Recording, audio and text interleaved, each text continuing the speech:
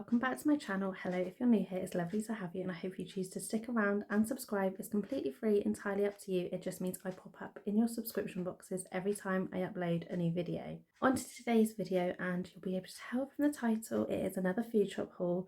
I'm really enjoying these actually, and it's making me look back and see the different meals that we've had over the weeks. I might even start doing some meals of the week for inspiration as well, so let me know if that's the kind of thing that you would like to see. Anyway, on to the meals for this week. Today, which is Monday as I film this, we are having a pork chop roast dinner, which I'm so excited for. Tomorrow we are having butter chicken pasta. Wednesday we're actually going out, so Nelly will be having something of her own. I don't have to cook, which I'm very, very excited about. Thursday is pork and bean stew. Friday is spaghetti and meatballs. Saturday we are having a takeaway as a little treat for ourselves. And Sunday we are having Greek swell, chips and beans, which I cannot wait for. So anyway, let's get into the food shop. As you can see, there is quite a bit. It's actually everywhere right now. And I've even got stuff on the other side as well. So we did our normal Lidl and Asda. I've also got some bits from Morrison's to show you, and we also did the food warehouse as well. So plenty to show you this week, and I'll try my best to leave the totals at the end of this video if you want to see how much we spent. So I'm going to start off with the Lidl stuff first, because as you can see, that is pretty much where the bulk of it is from. So first up, I've got some paracetamol because my wisdom tooth is trying to come through. I've also got some of Nellie's yogurts. We've got some grapes there. We've got a pizza, and then we've got some chicken thigh fillets as well. Moving on, we have then got Ash's yogurt drink that he likes to have. My yogurt drinks are hidden under there. These are so delicious. I love them. Then for one of the recipes I'm doing, it needed garlic infused oil, so I picked some up because it was relatively cheap. Then some biscotti for Nellie. She likes to have these as a snack or as a dessert. Then I've got some chopped onions, frozen of course, and some frozen chopped mushrooms as well. Then we've got some bananas. These were free on the app. And then some chips, and then I've got all 4 colours of the pouches. I don't need to explain that. Toilet rolls, then spaghetti because I'm completely out of spaghetti, which is not like me. My breakfast bar that I like to have in the morning. Our little shortcake treats for a Monday night. And then the carrot crispy sticks. I have tried it with chopped carrot and it's not gone very well, but thank you for the person that did suggest it in the comments. I am going to persevere, but right now I just need to get her to actually eat something. Then I picked up 3 tins of mixed bean salad because again I need those for a recipe. Baked beans because they're a staple in the cupboard and I haven't had any for weeks. Then some more carrots again for some recipes. Then I've got some squash, so I've got summer fruits, which is my favourite, and then I've also got orange as well, just in case anyone's visiting and wants some squash. Nellie's nappy pant things. Then we've got some chocolate bars, so these are like their equivalent of penguin bars. Then we've got the wafer bars, and I think, yeah, I bought up another one of the Arctic bars as well. And then we have got some crisps. On to Asda now, and so first up we've got some more of the pouches. These are the apple, prune and pear pouches. Then I've just got a couple of bags of snacks. Then we have got the Lenore fabric softener. Then I've got some ready meals for Nellie. So we've got the Annabelle Caramel, spaghetti bolognese, mac and cheese and chicken tikka. And then she also likes these corn rawsome crunchy dinosaurs. They are high in protein and fibre, so I'm glad that she likes something that is actually doing her good for a change. Then we've got some kitchen caddy bags and some bin bags. Then I've got Nellie's multivitamin, Ash's energy drinks for the mornings. Then I have got some bread, our 12 pints of milk. Then I've also got, how cute is this, a little pillow for Nellie for her cot. She's got a bedding set and a duvet already, which we're going to try out from today, so I thought I'd get a pillow as well, just so that she's got the whole set. Then I've got a serene loaf. I thought this would be nice to have for some lunches. I have also got some socks. These are 7 pairs for £3.50. I just can't believe her feet are that big, but it is the right size for her, so we're just going to roll with it. And then I got duped into buying That's Not My Shark, because we all know she is baby shark obsessed at the minute. And yeah, she saw this and I gave in. Next up is Iceland, and they had an offer that these 12 pot noodles were, I think they were £11 or something. I'll try my best to remember, but the deal's been on for quite a while, so popped in and got some of those. Then I got a matcha latte set. This is from, is it Mo Cake? So I'm going to try those. And then ibuprofen and paracetamol. Like I say, wisdom tooth is coming through, so I'm needing all of the painkillers right now. And then from Morrison's, I treated myself to the salad bar. I'm in love with their, I think it's sweet chili noodles. Adore them. I have done for so long. So treated myself to one of those for lunch. And then I also treated Nelly to the new Miss Rachel t-shirt. I could only get it in 1.5 to 2 years, but it looks quite big, so I think it's going to last her quite a while anyway. And yeah, she was happy, so I'm pleased I picked it up. So these are the totals of what I spent this week for our food shop, and obviously the little extra bits that I got as well. It was a bit of a splurgy week, I'm not going to lie, and I definitely couldn't afford to do this every week, but I'm happy with what I've got. I thought we could also just have a little chat as well, because I feel like it's needed. The prices in the shops are skyrocketing. No matter how many times the government and the news says that things are going to slow down or things are going to be better, like, I just feel like they're still getting worse. And every time I look at basics that we pick up every week, they're going up in price, and it's not just by like a few pence, it's by like 50-60p, and that's the choice between being able to afford something or sadly that item you just can no longer realistically afford. And it's such a super scary world right now, and yeah, I really don't understand where it's going to stop. I feel like we've gone back in time. Obviously, I read a lot of books that are set in like the 1900s and mainly up to like 1945, 1950. Like, I've always been quite open and honest about that. That is the kind of books that I read. And a lot of those feature a lot of poverty and a lot of doing without.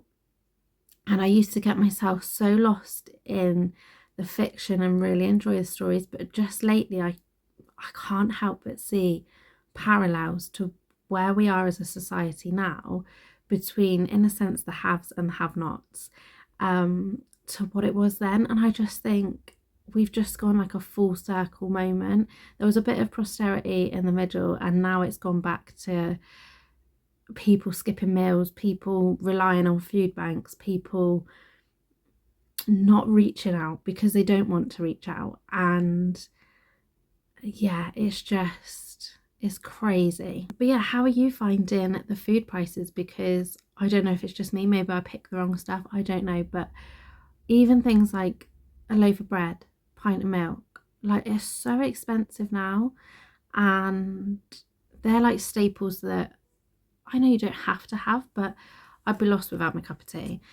And I've got to have milk in my tea. I'm sorry, I'm not one of those people that can't have milk. To me, that used to be like a basic living requirement, milk, bread. That, you know, it was the first things during the pandemic that sold out, obviously, and toilet rolls. But even like when there's been snow or there's a bad weather warning, or Christmas, for example, the shops might be shut for like 24, 48 hours. The milk and the bread suddenly gets bought up because to everybody that is a staple. If you've got milk and bread, you're okay. And now I'm feeling like it's become more of a luxury. I've definitely cut down on my cups of tea, and it's not through any health reasons, it's to make milk last longer.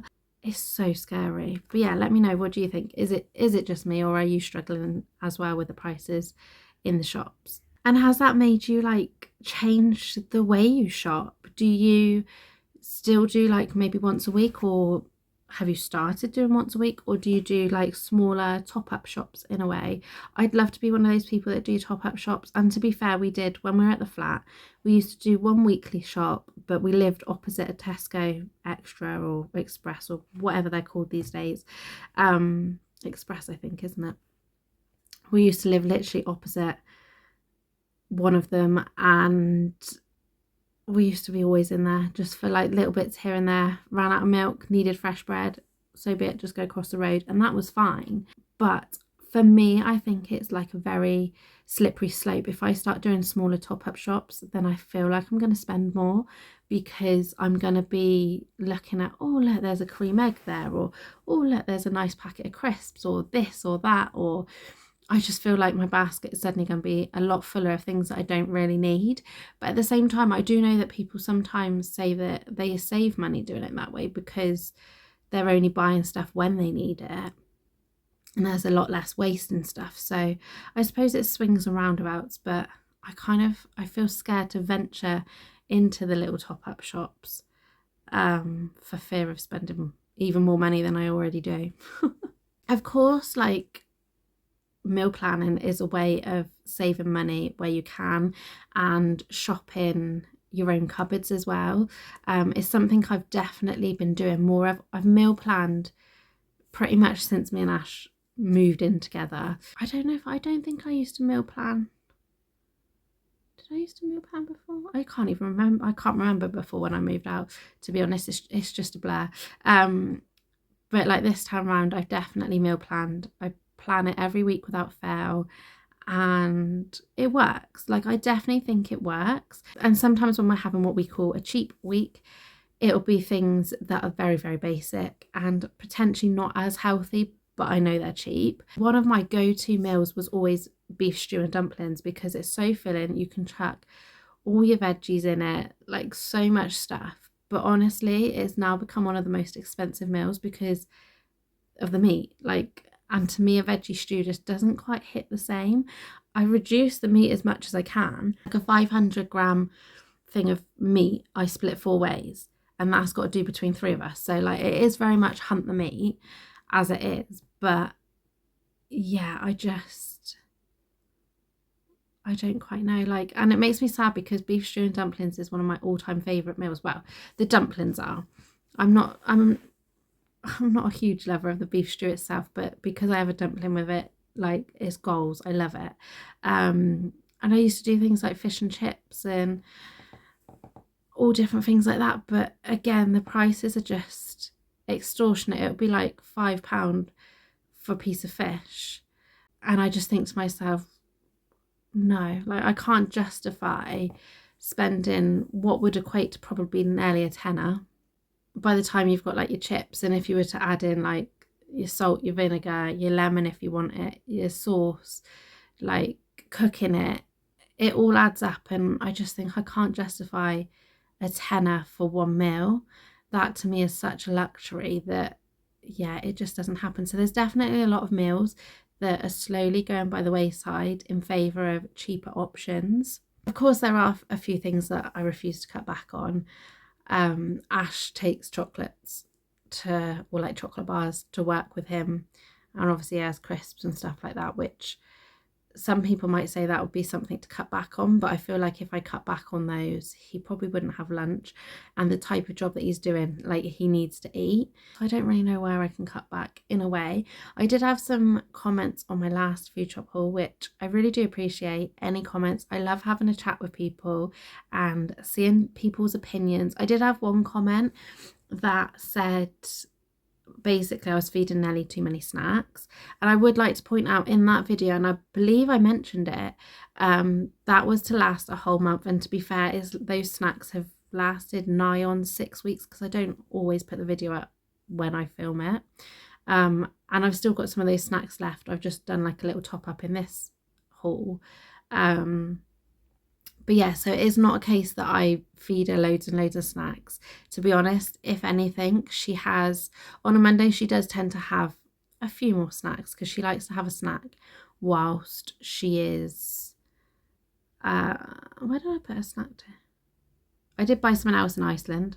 I bought a little chick, like gingerbread cookie thing, but she's eaten half of it and I had the other half in my pocket, and now I don't know where I put it. I bet it's still in Mum's car, never mind.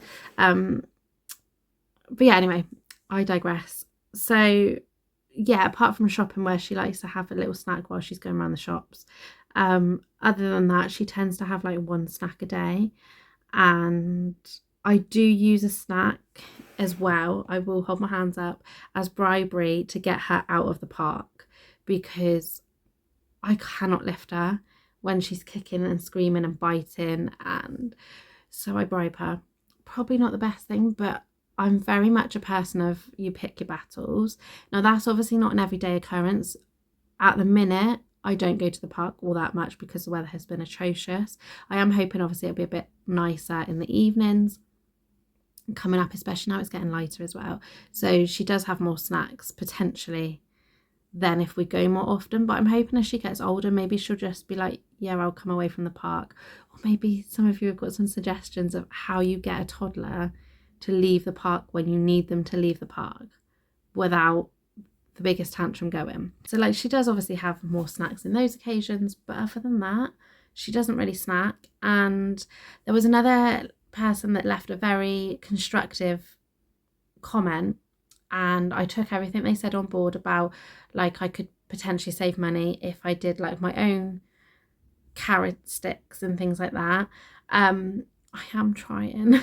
I really am, but she just won't eat them. And I know they always say that like a child won't starve themselves unless they've got other things going on. Unfortunately, my child is that child that will starve themselves. She will quite happily starve herself. She's currently on medication because she cannot go to the toilet.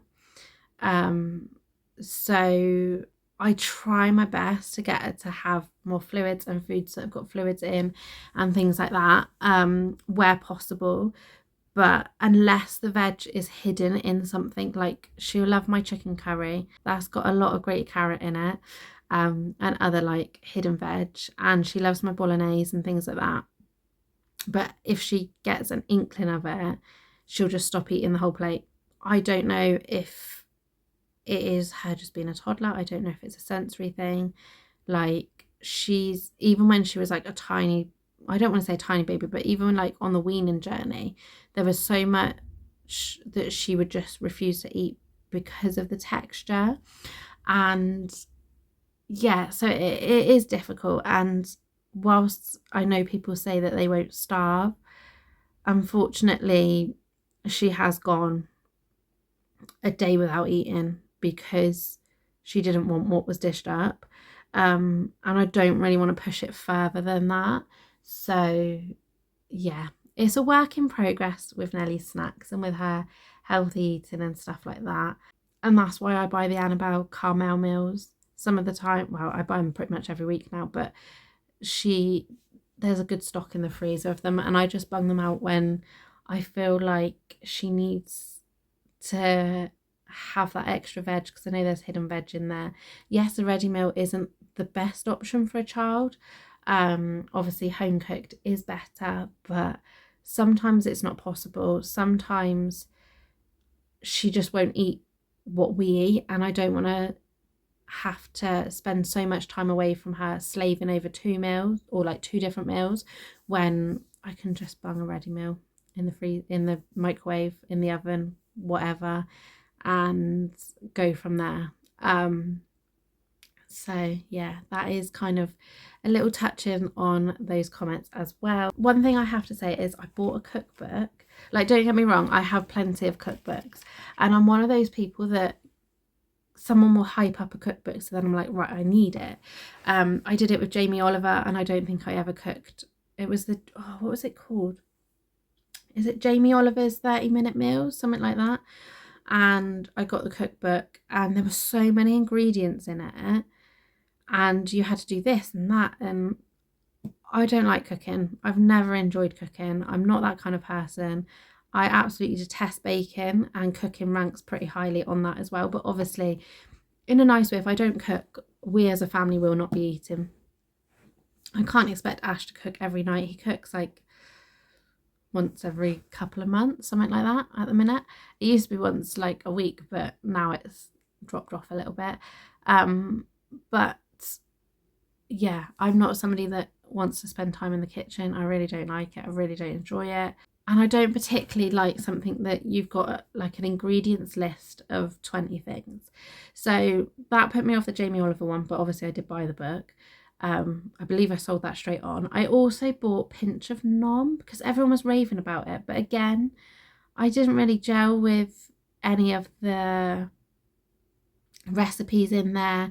Like, everything just seemed a bit long-winded, and it was very much tailored towards people, I think, that enjoy cooking, and obviously that isn't me. And then when we started the weaning journey, I did pouches and jars and things like that. Traditional baby weaning, I think they call it. I didn't do baby-led weaning because, quite honestly, I was too frightened to, purely because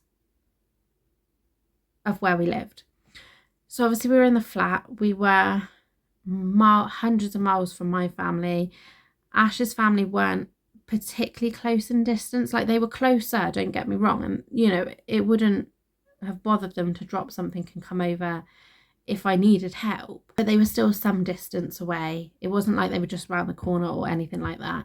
And I just felt panicked in case Nellie had an allergic reaction to something, in case she choked on something, because we'd already tried to get an ambulance out to that location before because of something to do with me, and we couldn't get one out there. And then they said they would send a taxi. There were no taxis that would go out there. So I just, in the back of my mind, I was like, what if I can't get help? So that kind of put me off. Had we been living here, then I probably would have maybe gone down the baby-led weaning route. We're close to the hospital. I've got friends here. I've got, obviously, my family. Again, they're like 5-10 minutes away, if that. You know, like, it's a populated area, so there would be more chance of getting like an ambulance or a paramedic or a doctor. You always see the traveling doctors around. So yeah, I chickened out, I guess you could say, with the baby-led weaning. But I did get a bit of a panic on, because obviously I'd relied on pouches and jars and like things like that for so long, that then when it almost seemed like a bit babyish, she wasn't really going to gain as many nutrients as she needed from them. Added to that, I did watch the Panorama program about the baby pouches and stuff, and obviously that, I think, wrote home a little bit about what is actually in the pouches and things, and that it didn't guilt trip me, because I still, like, I don't regret what I did in a way. It was right for me at the time, but I do think the packaging and various other things are misleading with it, as a lot of people do. Clearly a lot of people still use them, whether it's because they haven't watched the program, whether it's just the ease of life, I don't know, because obviously shops sell quite a lot of them. But yeah, so I got a little bit of a panic on, and then I bought a cookbook, something that everybody raves about, and it was a real hyped up book, and I thought, is it going to be another Jamie Oliver book? Is it going to be something that I'm going to have to buy half of a shop to be able to create this, or am I going to spend 2 or 3 hours slaving in the kitchen? So I was reluctant to buy it brand new. So I actually bought it secondhand. I bought it on Vinted. I've spoken about it many a time, and that is the What Mummy Makes cookbook. And I got a really good price for it, basically because their toddler had ripped the page out of it. And to be fair, I don't understand how Nellie hasn't ripped it, but it was such a good book. It tells you all about like how much salt intake and things, like depending on the age. It talks about different ingredients and things, and then it goes on to like, so these are like breakfast. I'm slowly working my way through the breakfast. We're having a bit of a breakfast crisis at the minute with Nellie, because she no longer wants the baby porridge, which, you know, is a good thing. She's weaned herself off of it, but at the same time she doesn't want anything else either, so it is a little bit trickier. But the idea with What Mummy Makes is, this is a cookbook that basically you just cook once for you and your baby. It says it right there. You just cook once for you and your baby. It's suitable recipes from 6 months, and I love so many of the recipes, even just for me, that this has been such a staple in my kitchen, in the meals I make and things like that. And then the other week, the reason why I brought it up, the other week I bought another cookbook. Like I say, I've got a collection. I've got a cupboard full that I just don't use. But yeah, it is what it is. Anyway, the reason I mentioned that one is because this one is what Mummy makes, the slow cooker version. And honestly, we've tried, I think it's 3 or 4 meals out of it so far, and they've been a huge hit. And the great thing is as well, because obviously they're slow cooker recipes, you're saving like your gas. If you've got a gas cooker like we have, it's so much nicer to be able to just pile the ingredients in and then go out and enjoy your day, or like spend time, you know, I spend time with Nelly, I get work done, I do things around the house. I'm not thinking, right, I've got to set aside like an hour or two to cook. It's literally all done. And the great thing that I love about this particular book as well is there's not that many ingredients in it. So in a roundabout way, I'm basically saying, even if you haven't got a baby that you're weaning or anything like that, this cookbook is going to save you money, because honestly, I've already noticed a difference. Like, I'm cooking such good home cooked meals with healthier ingredients. They taste delicious. They honestly do. And yeah, I just love it. So I thought I'd quickly mention this one. I have been rambling for quite a long time. I was just trying to find some of the recipes that I actually have done so far, because I don't know if I've mentioned them. The smoky pork and bean stew that we're having this week, that is from this book, which I'm very excited about. I just know I'm going to love it. I can tell straight away.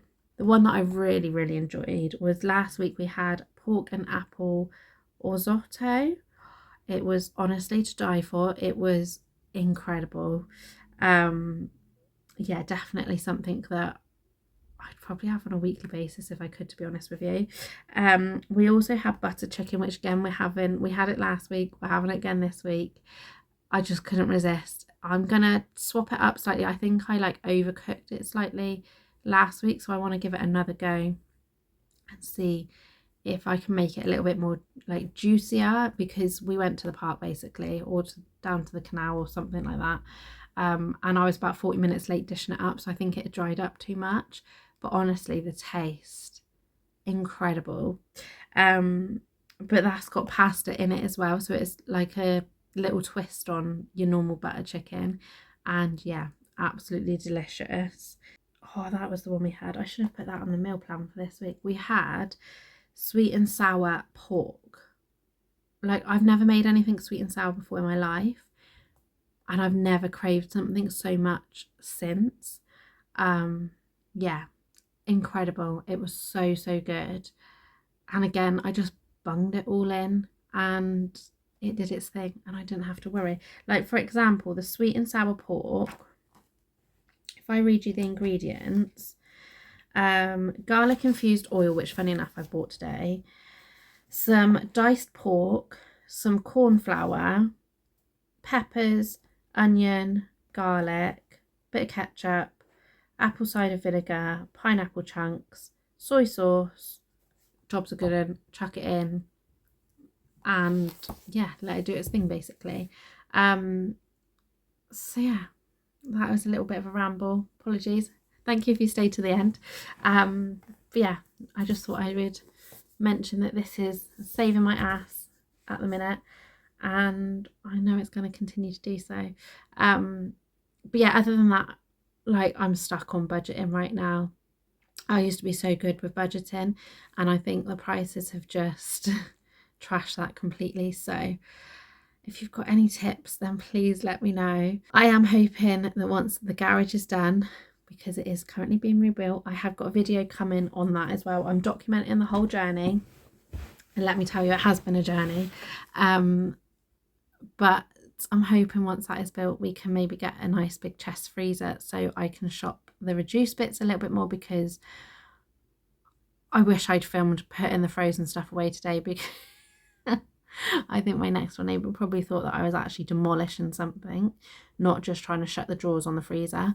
But anyway, hopefully that will allow me to save some more pennies here and there, especially on meats, because it's the meat that's so expensive. And if I don't have the meat, then I've got to work on making sure that we all get the nutrients that we need from other sources. And trying to get a toddler to eat some of those other sources is not easy. So I still want to keep meat in our diet, but yeah, it's so difficult. So I'm hoping that when we've got the freezer, it might be a little bit easier. And I'm hoping that when we've got the freezer, I can maybe do another market trip. We did check out a local market the other day, and they did have some good deals on. It wasn't as good as Wellesbourne Market, I have to say, but they were still some pretty good deals. So it would be nice to like be able to bulk buy something, even if it's like chicken breast or something like that. Bulk buy it, have it in the freezer, and then just work our way through that stash would obviously make things a whole lot easier. But yeah, let me know if you have any budgeting tips specifically for food. We're all right on like other aspects of our life, I think, at the minute, but the food is where we're basically hemorrhaging money so much. So yeah, let me know if you have any tips.